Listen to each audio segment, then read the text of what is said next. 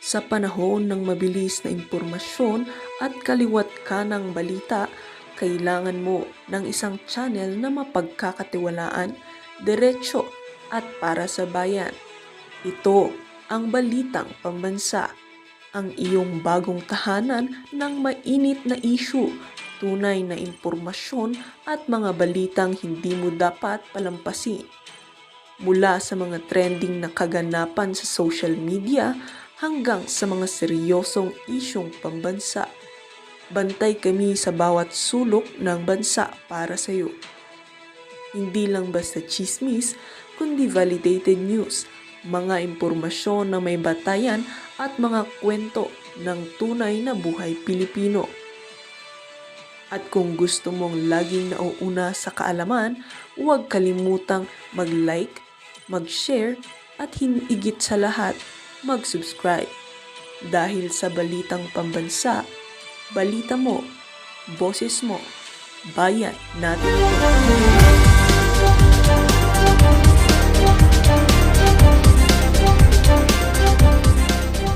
Mga mag-aain na to, itong mga complainant. Betrayal of public trust. Ano ba yung mga betray? Siyempre, nandyan yung lahat ng media. Yun lang ho naman ang atin dito. Alam naman natin na mahihirapan tayong kumuha ng boto. Tama, mali. Kasi hawak sa liig lahat nitong si Marcos Jr., lahat ng karamihan ng mga congressman. Pero yung ma-refer lang yan sa Committee on Justice at mapag-usapan, TTH, Marcos Jr., MWF, hindi, MWF, Marcos Jr. hearing tayo ng impeachment niya. TTH, KBP Sara tayo. Walang problema yan. Pag-usapan natin lahat yan. Di ba? Wala naman ng problema yan mga kababayan. Sa February o din ngayong January na to, umpisahan natin. Buong linggo, pag-usapan natin yung impeachment na yan laban dito kay Marcos Jr. Pag inihain na yung impeachment laban kay BP Sara, hatiin natin ang linggo. MWF kay Marcos Jr., TTH dito kay BP Sara. Di ba? Ganun no, magiging kartada natin ngayon dyan sa House of Representatives. At ngayon, pagka inupuan niyang kay Marcos Jr., ni-refer sa Committee on Justice, hindi ginawa, ano na ho yung, kumbaga nahubaran na naman sila sa sambayan ng Pilipino. Na kung saan, iniisang tabi ho nila yung trilyones na nawala sa kaban ng sambayanan at talagang pinag-iinitan nila yung 125 million na confidential fund nitong si VP Sara na kung saan napaliwanag na ho niya yan sa COA. Okay? Maliwanag pa ho yun sa sikat ng araw. Ibig sabihin, yung mga congressman na sasalansan dyan sa impeachment na yan itong si Marcos Jr., wala ho talaga silang pakialam sa well-being ng mga ordinaryong Pilipino. Ang gusto lang ho nilang mangyari, madispatcha itong si VP Sara dahil alam nila sa 2028 silang lahat mula Remulla, Romualdez, Adjong, Barbers, may kalalagyan sila kay VP Sara.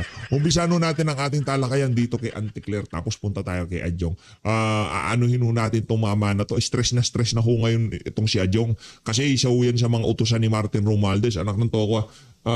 Ang laki ng iga nga, di ba? Tapos ganun-ganun lang. Hindi nyo pagtatanggol yung impeachment na yan. Dapat ano nyo yan, impeachment ni VP Sara. Pero dapat, pagka hinahinan, yarin lamang accountability pa lang hinahanap natin. Pagka hinahinan itong si Marcos Jr., Hoy, Adjong, ayusin mo pagtatanong ha. Game. Nangyari dito kay Auntie Claire. Kasi ang AX po ay nakakatulong. Napakalaking tulong po. Ngayon po, ang problema ko dito, Auntie Claire, ba't wala na yung dating setup mo? Ba't wala na yung dating approach nyo sa press briefing na kung saan talagang balagbag na balagbag ka? Wala kang gagawin. The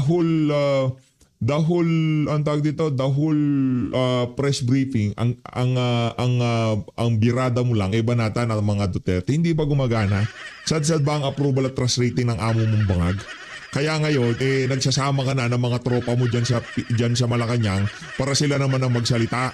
Yan ang sinasabi natin. Huwag masyadong magbida-bida. Di ba? po na may mga bumabatikos na napakalaki daw ng pondo para sa mga social services, especially sa AX. Ano po ang nararamdaman niyo bilang isang sekretary? Wala ko lagi sinasabi. Hindi ako magsasawang ipaliwanag na ang pangalan ng departamento namin is Social Welfare and Development. Ang social welfare, malaking responsibilidad yan ng kahit na anong gobyerno worldwide. Gusto ng mga mamamayan natin na alam nila may matatakbuhan sila sa oras ng pangangailangan. When you're suffering through a crisis, Hindi kailangan na mahirap ka, basta may krisis ka na pinagdadaanan, dapat nandun ang inyong pamahalaan handang tumulong sa iyo, whatever that case may be.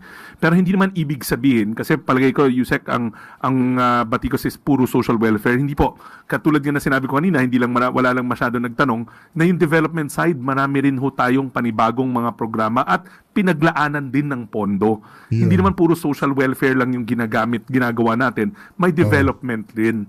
Kaya Ba't wala kaming nakikita? Yan ang problema. Istorya versus reality.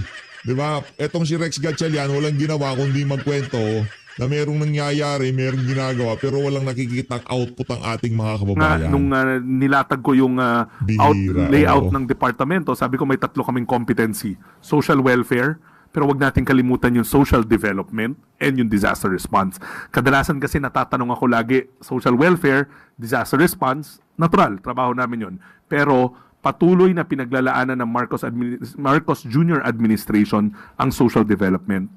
Yusek, lagi niyang Pangulo sinasabi, yung social welfare pangtawid lamang yan. Panandalian or immediate. Pero ang mas importante na mandato namin, yung pangmatagalang paraan na para maiahon natin mula sa kahirapan ng ating mga kababayan.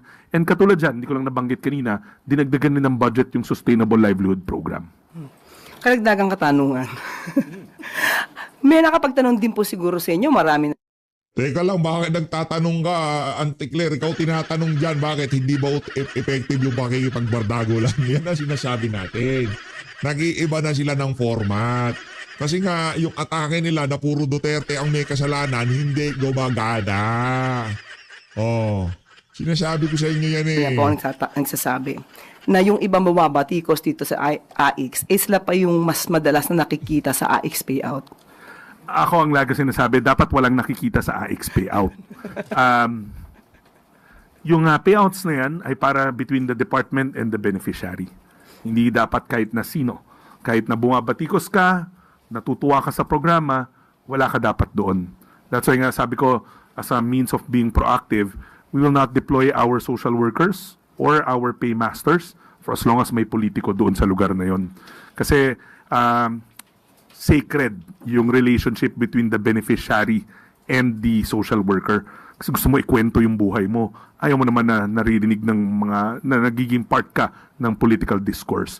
Pag may krisis ka ng pinagdadaanan, sagrado yun eh. Parang confessional yun eh. Kakwento mo ng buong buo para matulungan ka ng social worker ng buong buo. Ayaw mo naman maging bahagi ng political byline.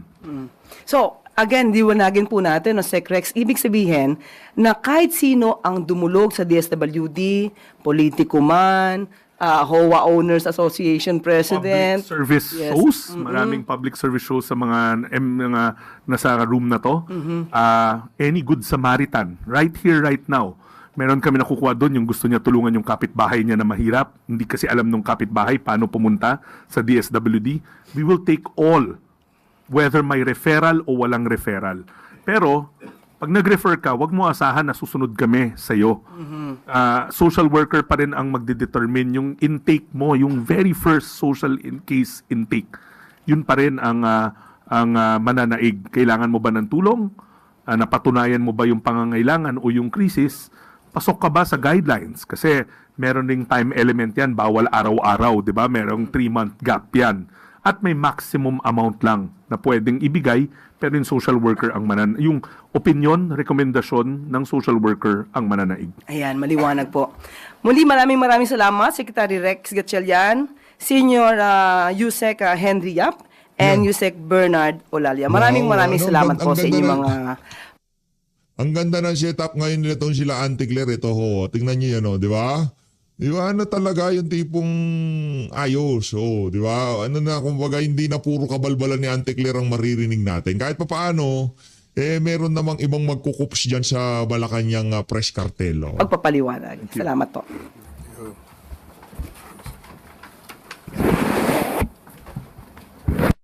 Tanungan. Yun! Unang tanong mula kay Yun ang Tristan paborito. Nadalo, Newswatch. Yun ang pinaka-paborito kong kataga ni Auntie Claire. Ito pinaka-paborito kong kataga niya.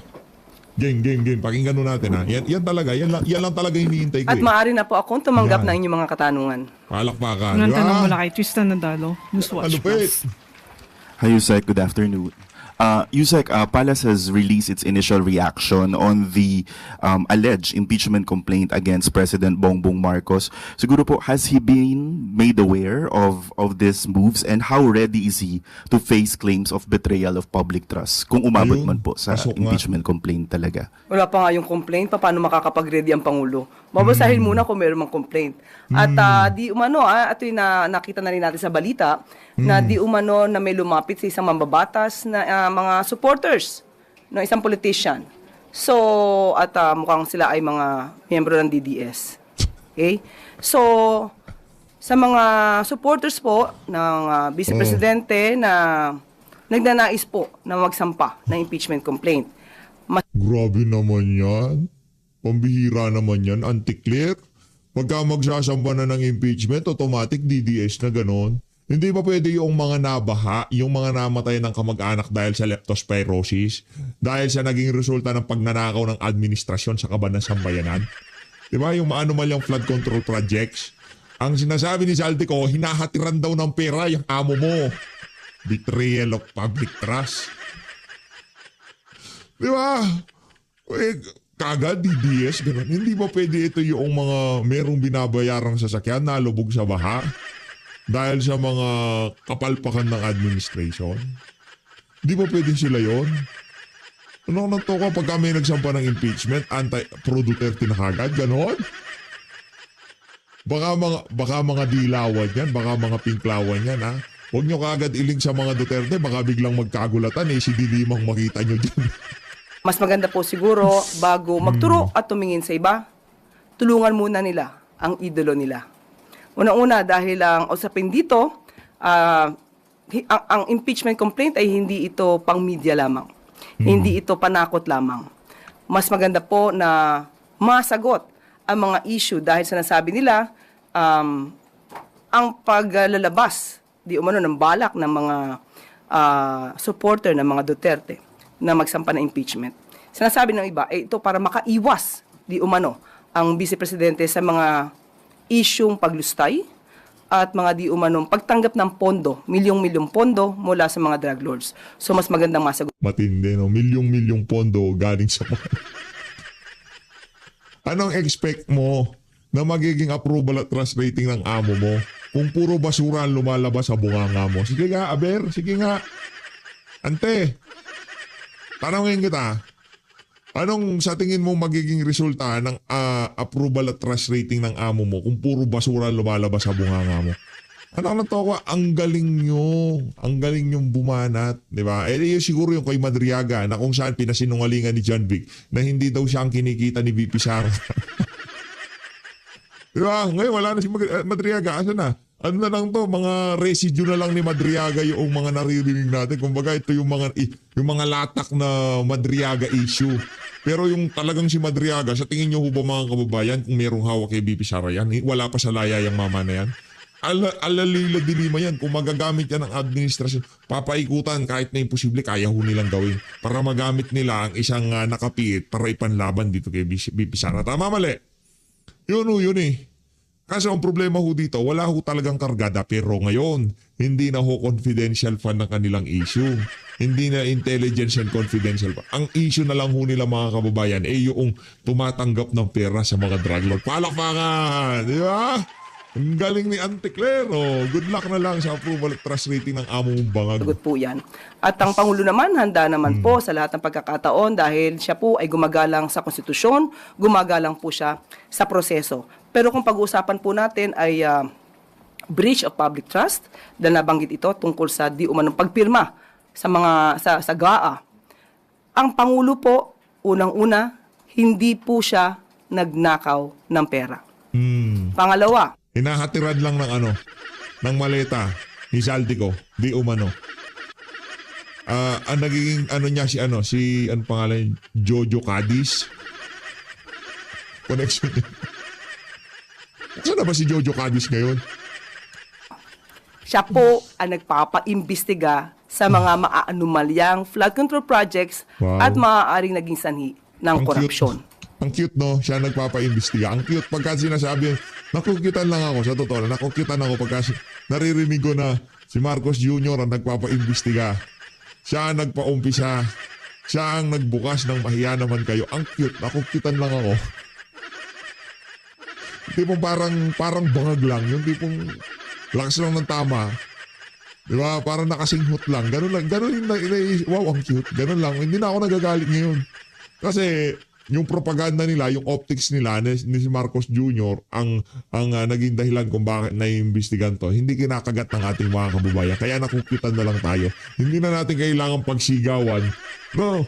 Bakit? Di ba 2024, mahiya naman kayo tapos biglang lumubog? Yeah. Di ba? Bakit?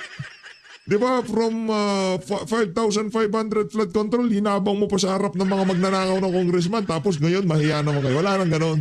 Nakukyutan na lang ho tayo. Pangatlo, wala po siyang Mary Grace Piatos. Meron lang ho siyang Zaldico. Mary Grace Piatos? Ano Mary Grace Piatos? Ano yung Mary Grace? Sabihin mo, ano yung Mary Grace Piatos? Ang problema dito, ante, ikaw, anak ko. Laki ng problema mo, madam. Ang laki ng kawawa ka, madam. Kawawa ka. Ngayon, oo.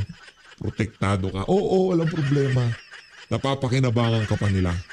Pero one of this day, sa ayaw at sa gusto mo, kahit maglupasay ka pa sa simento, mananagot ka sa mga kabalbalan mo.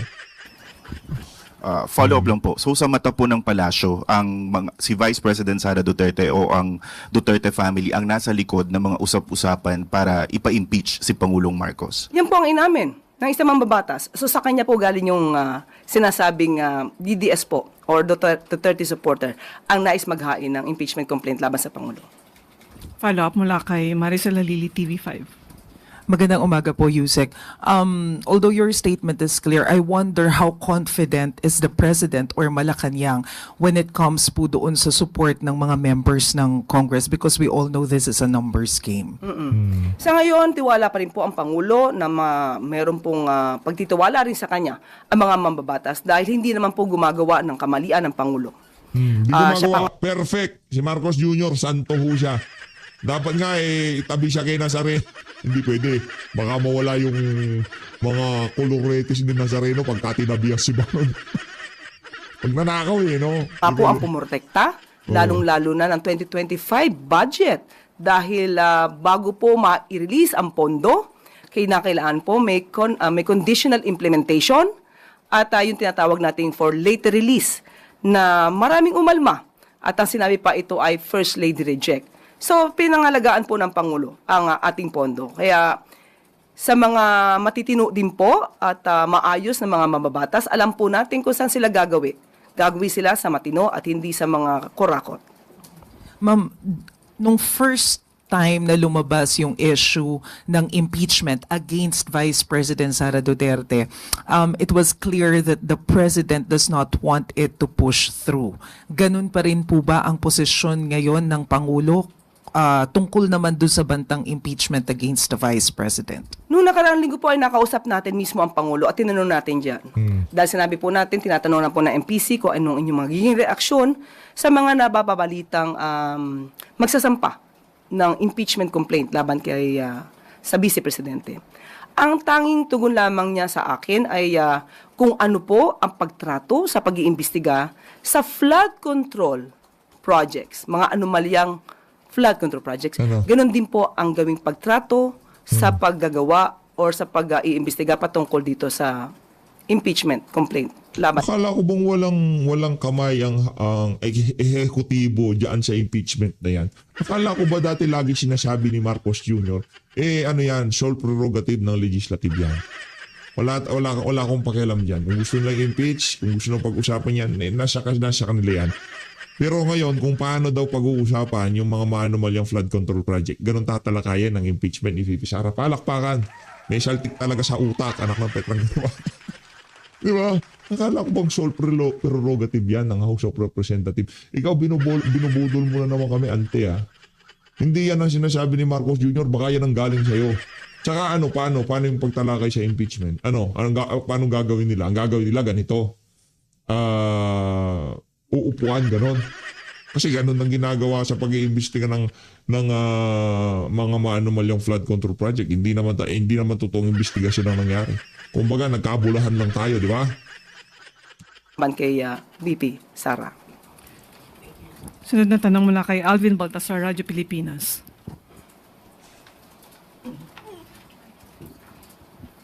Yusek, good morning. Yusek, may post si Mr. Montulfo doon sa kanyang Facebook page. At ang sinasabi, nakikipag-ugnayan umano yung BGC Boys kay VP Sara.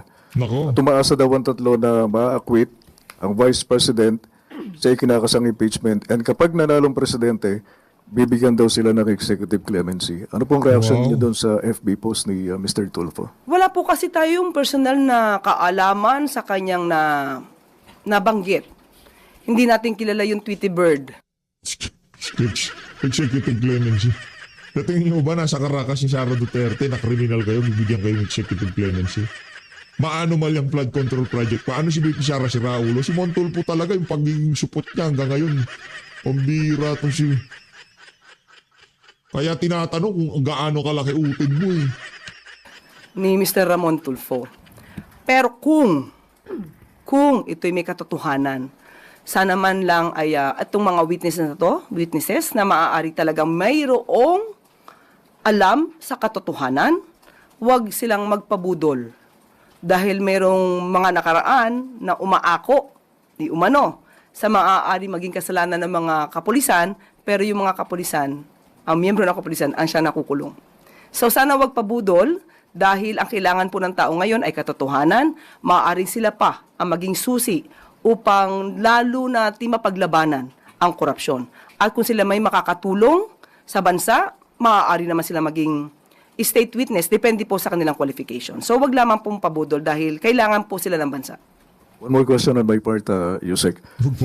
Anong reaction natin doon sa information na babawiin daw, magkakaroon ng retraction itong sila Hernandez, si Bryce Hernandez at si JP Mendoza sa kanilang Saka hindi ko pa rin makuha yung punto na kinakausap si VP Sara. Una sa lahat, si VP Sara hindi yan basta-basta nakakausap. Ngayon yung Tweety Bird, baka utin lang nitong si Montulfo ang nakakausap niya pagka nasa kubeta siya, sobrang liit ng utin niya. Kinakausap niya. O, di ba? Meron siyang imaginary Tweety Bird. Hindi pala imaginary yung talaga Tweety Bird niya. Sipin niyo na lang ho mga kababayan. Sara Duterte, hindi siya involved dito sa anomalya na to. Dito sa issue ng mga anomalyang flood control na to. Nakita niyo naman ho mga kababayan, itong mga involved na to sa mga maanomalyang flood control, Bryce Hernandez, Henry Alcantara. Wala na mga pera yung mga. Meron pa siguro yung naitago nila sa mga cold storage nila, di ba?